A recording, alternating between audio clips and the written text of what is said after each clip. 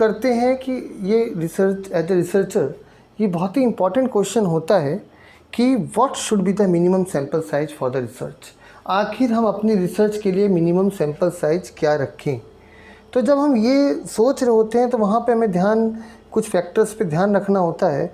जो पहला फैक्टर है, जो कि हम लास्ट लेक्चर में डिस्कस भी किया था, कि बजट और time availability, very important factor कि हमारे पास इकोनॉमिक कॉन्स्टेंट्स क्या हैं हमारे और टाइम कांस्टेंट क्या है, इनको हमें ध्यान में रखना होता है।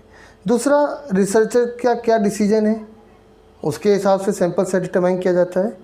फिर स्टैटिकल मेथड्स, हम कौन से स्टैटिकल मेथड यूज़ करने जा रहे हैं और उनके हिसाब से कौन सा सैंपल साइज, कितना सैंपल साइज सूटेबल रहेगा, उस पर भी डिपेंड करता है।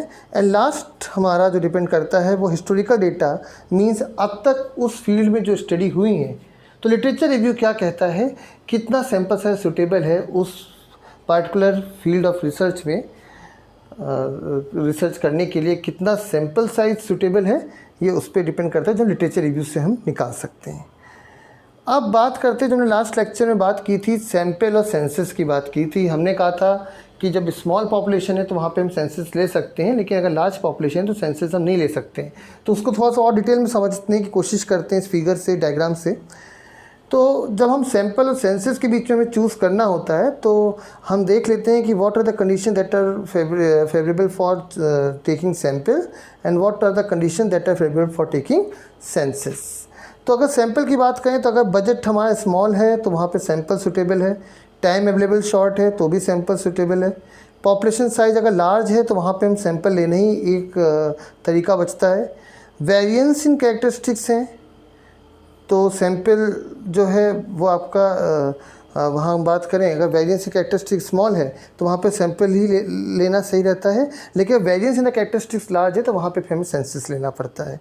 Then cost of sampling error अगर लो है तो वहाँ पर sample is favourable, cost of non sampling error अगर हाई है तो सैंपल इज़ फेवरेबल। और नेचर ऑफ मेजरमेंट कैसा है, वेदर इट इज़ डिस्ट्रक्टिव और नॉन डिस्ट्रक्टिव, अगर डिस्ट्रक्टिव है तो वहाँ पे सैंपल साइज लेना ही हमारे सूटेबल रहेगा। And attention to individual cases, अगर हम इंडिविजुअल केसेस पे ज़्यादा फोकस कर रहे हैं, इंडिविजुअल पे रिस्पोंडेंट पे ज़्यादा फोकस कर रहे हैं, तो वहाँ पे भी सैंपल साइज हमें लेना सही रहेगा as compare to census. On the other hand, अगर हमारा बजट है, लार्ज है बजट हमारे पास, तो census will be the good option. Time हमारे पास है तो वहाँ पे हम सेंसस ले लेंगे। पॉपुलेशन साइज अगर स्मॉल है तो वहाँ भी सेंसस लेंगे। हमने कल कहा ना, लार्ज पॉपुलेशन साइज में जो भी प्रीवियस लेक्चर में चीज़ डिस्कस की थी, कि लास्ट लेक्चर हमने कहा था कि अगर लार्ज पॉपुलेशन साइज है तो वहाँ पे सैंपल हमारे पास जो है वही सही तरीका रहता है as compare to the population. लेकिन अगर स्मॉल साइज है तो we can go for the census और द होल पॉपुलेशन।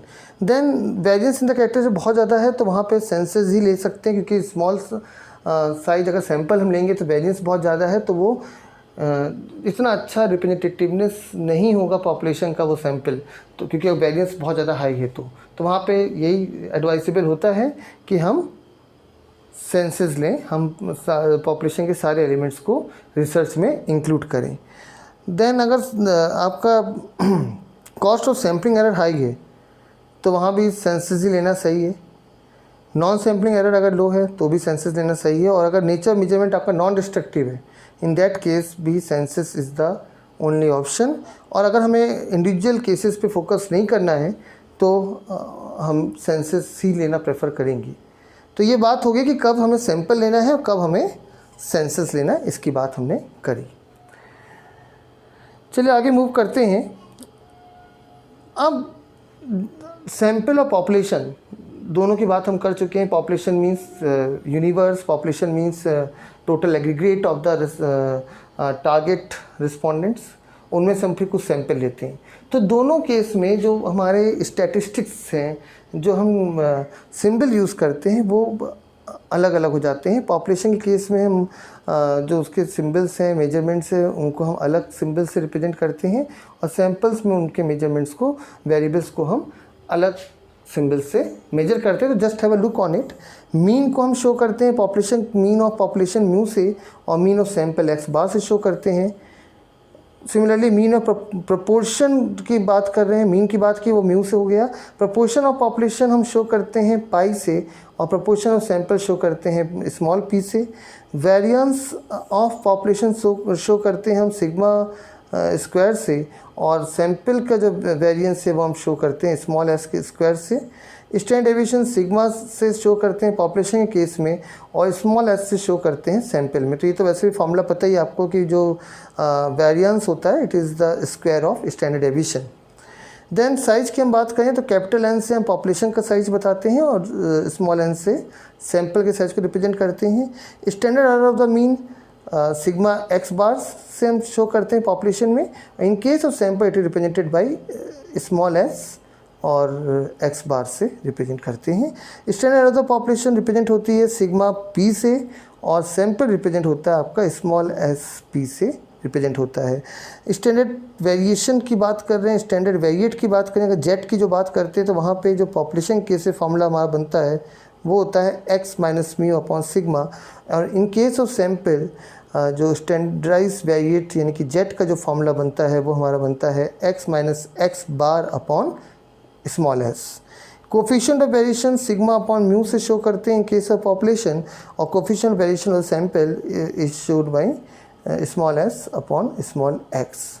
तो आई सपोज ये जो टर्मिनोलॉजीज़ हैं ये आपको क्लियर हो गए हैं, सिंबल्स क्लियर हो गए हैं आपको, ठीक है।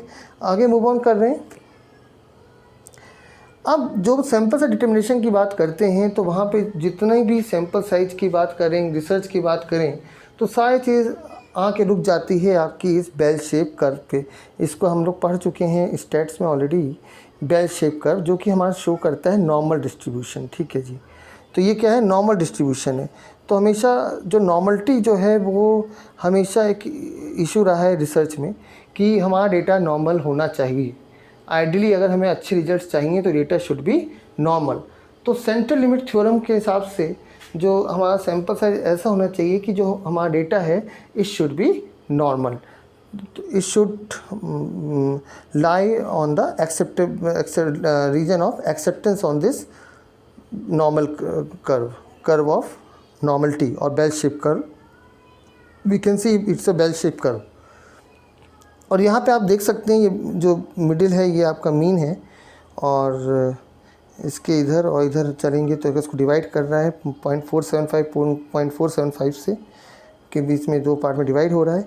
तो अब यहाँ पे सारी बात जो हम करते हैं वो हम बात करते हैं कि हमारा कॉन्फिडेंस लेवल कितना है। तो अगर इसमें जो जेड की वैल्यू है वो बदल जाती है which depends on your confidence level, जो भी हम आगे क्वेश्चंस भी देखेंगे इस पर।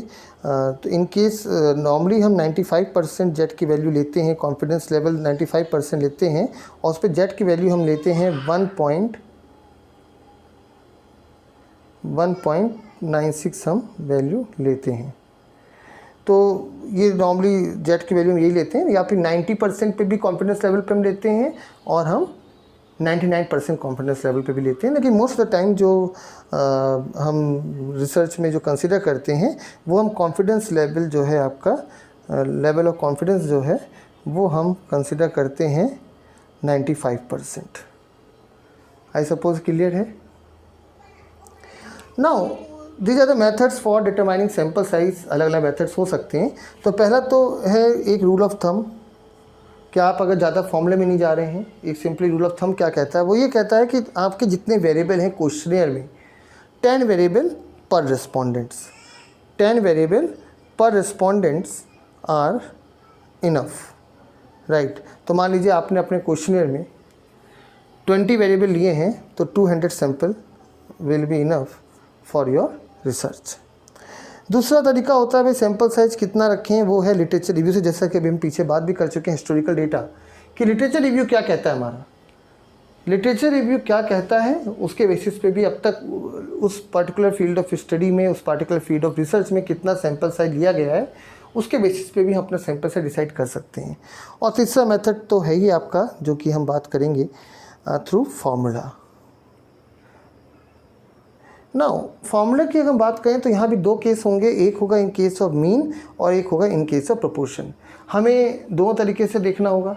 अगर हम मीन कंसिडर कर रहे हैं तो उस केस में फॉर्मूला हमारा बन जाता है, सैम्पल साइज हो जाता है n equal to sigma square Z square divided by D square. D क्या है आपका, लेवल ऑफ प्रिसीजन है। Similarly in case of proportion, जहाँ पे हमें चीज़ें प्रोपोर्शन के टर्म्स में पता है, ठीक है, अभी हम क्वेश्चन से चीज़ें क्लियर हो जाएंगी। जहाँ पे हमें परसेंटेज में दिया है कि इस रिस्पॉन्डेंट में से इतने परसेंट ऐसे हैं, राइट, और हमें जब रिसर्च करने चल रहे हैं तो वहाँ पे जो डेटा है हमारे पास, जो डिटेल्स है सैम्पल की, वो प्रोपोर्शन में है। इन दैट केस हम फॉर्मूला लेते हैं ये, that is n equal to pi 1 minus pi, pi अभी हम पीछे डिस्कस कर चुके हैं आपसे, into z square upon d square. D again यहाँ पे लेवल ऑफ प्रिसीजन है। तो चलिए एक एक क्वेश्चन हम दोनों का देख लेते हैं, दोनों केस में। तो first of all we will take the case of, in case of mean, how we calculate the sample size. Let's take this example. A doctor wants to estimate the HDL cholesterol of all 20 to 29 years old females. Our question है, how many subjects are needed to estimate the HDL cholesterol within 3 points with 99% confidence assuming sigma is 11.5। यहाँ पे हमें दिया हुआ है sigma 11.5 दिया हुआ है। इनका क्वेश्चन है कि डॉक्टर की टीम है वो एस्टिमेट करना चाहती है एचडीएल कोलेस्ट्रॉल लेवल को अमंग 20 टू 29 ईयर्स के बीच में जो फीमेल्स हैं उनका, और अब हमें निकालना है कि भाई इस स्टडी के लिए कितना हम सैम्पल साइज लें, सो दैट जो हमारा एचडीएल का लेवल है, कोलेस्ट्रॉल का, एचडीएल कोलेस्ट्रॉल का जो लेवल है वो विदिन 3 पॉइंट्स हो और विथ 99% कॉन्फिडेंस हो। और एज्यूम कर रहे हैं कि जो स्टैंडर्ड डेविएशन है वो 11.5 है। तो इस केस में आप अगर देखें मार्जिन ऑफ एरर या डी, वो हमें दिया हुआ है कितना, विदिन 3 पॉइंट के अंदर ही होना चाहिए, ठीक है। और पॉपुलेशन स्टैंडर्ड डेविएशन हमें यहाँ पे दिया हुआ 11.5। अब मान लेते हैं कि n be the required sample size in each case. तो ये पहला केस ही देख रहे हैं, तो वहाँ पे क्या होगा 2.5 से, अच्छा यहाँ पे 99% जब वैल्यू ली है, तो मैंने अभी कह ही रहा था 95 पे हमने 1.96 कहा था, 99% पे हम जेड की जो वैल्यू है वो हम लेते हैं दिस 2.57। तो यहाँ हमने वही फॉर्मूला यूज़ किया, 2.57 इंटू 11.5 अपॉन 3 की होल पावर 2। ये फार्मूला आप देख लीजिए, अभी पीछे फार्मूला हमने डिस्कस किया था, तो इसको आप ऐसे भी लिख सकते हैं, सिग्मा जेड अपॉन डी का होल स्क्वायर, ठीक है। ये बात हमने की थी, तो वही फार्मूला यहाँ यूज़ किया हमने, और ये हमारा रिजल्ट आया 97.51 एंड इट इज अप्रॉक्सीमेट 98। तो within the, so we can see कि with this detail that is within 3 points cholesterol limit and 99% confidence and 11.5 standard deviation, the sample size will be 98। I suppose ये clear है। अब अगला part में कह रहा है, question कह रहा है, क्या कह रहा है, suppose the doctor would be content with 90% confidence, how do the decreasing confidence affect the sample size. अब अगर वो 90% कॉन्फिडेंस लेवल पर रिसर्च करना चाह रहा है तो सैम्पल साइज कैसे डिक्रीज करेगा, तो उसको हम देख लेते हैं। 90% पे जो आपकी जेड की वैल्यू होती है वो होती है आपकी 1.645, तो याद रखना है। तो ये आपका हो गया 1.645 हो गया, यहाँ पे लेवल 1.645 हो गया, और इसकी जो 0.90 पे जेड की वैल्यू 1.645 होगी, और इसको हम यहाँ पे पुट ऑन करेंगे और रिजल्ट हमारे पास आ जाएगा 40। तो यू कैन सी कि with the decreasing confidence level from 99 to 90%, sample size changes from 98 to 40। Now coming on the next question, in case of proportion, let's say there is a survey, the planning value for the population proportion is 0.35. Now we have to find out the size of sample that should be taken to provide 95% confidence interval within a margin of error 0.05। तो यहाँ पे हमारे पास क्या दिया है, proportion दिया है population का, जिस पे हम रिसर्च करने जा रहे हैं कि 0.35 proportion है उस population का। अब हमें कितना सैम्पल साइज होगा, तो यहाँ पे अगेन 95 पे हमने कहा कि 1.96 वैल्यू होती है, ठीक है। तो 1.96 वैल्यू होगी, तो यहाँ पे 1.96 की पावर 2 इंटू 0.35 दिया हुआ है, एंड 1 माइनस 0.35 divided by 0.05 की power 2 and answer will becomes to be 350. So again this formula we have used, that is n equal to pi 1 minus pi z square upon d square. So I hope that it is clear to you that how to determine the sample size. So thank you students, have a great day. Thank you.